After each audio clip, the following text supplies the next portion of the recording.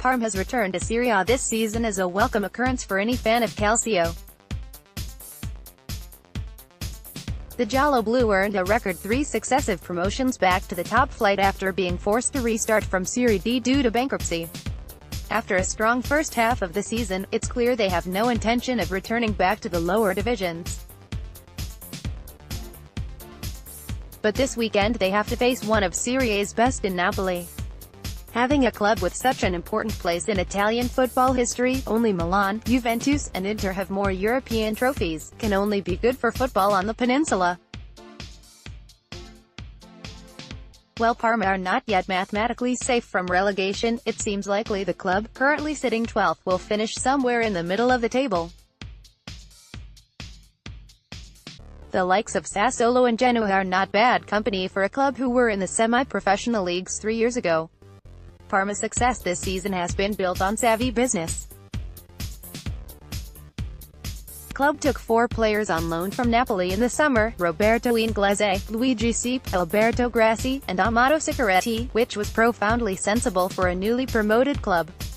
There is something of a kinship between these clubs, as Napoli too bore the brunt of financial mismanagement in 2004 and had to rebuild from scratch in Serie C2 with a squad cobbled together from free agents and loans. Grassi was looking like a promising young midfielder who could do a job on defense and attack before his season-ending knee injury. Luigi Seep has shown confidence and maturity, proving that he deserves a spot as the club's number 1 after years on the Napoli bench. But Roberto Inglese has been the best of the bunch, popping up to score all kinds of goals this season. The striker is starting to show more consistency and talent, evidencing what Napoli saw in him at Chievo 2 years ago.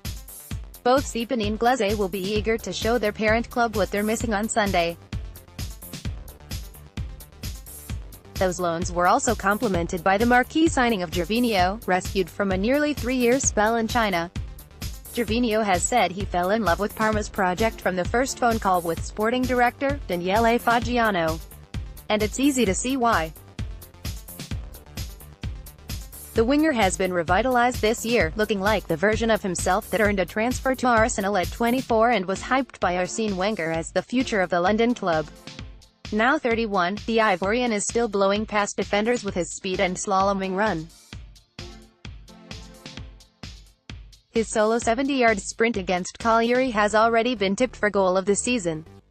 And he's repeated such feats. Against Udinese, he humiliated Seko Fofana, as Gervinho's fellow countrymen tried to pull him back to stop a counterattack only to fall over, unable to even keep pace enough to foul him. He and Inglese have developed a quick understanding. While Inglese nominally leads the line in a 4-3-3 formation, tactician Roberto Di Versa often has the team drop into a 4-4-1-1 counter-attacking posture without the ball. From this setup, Inglese comes deeper to win knockdowns and flick-ons, with the goal to free up Gervinho for a one-on-one break. The downside to their form is that it is not shared with the rest of the team. Inglese and Gervinho together account for 16 of Parma's 25 goals in Serie A.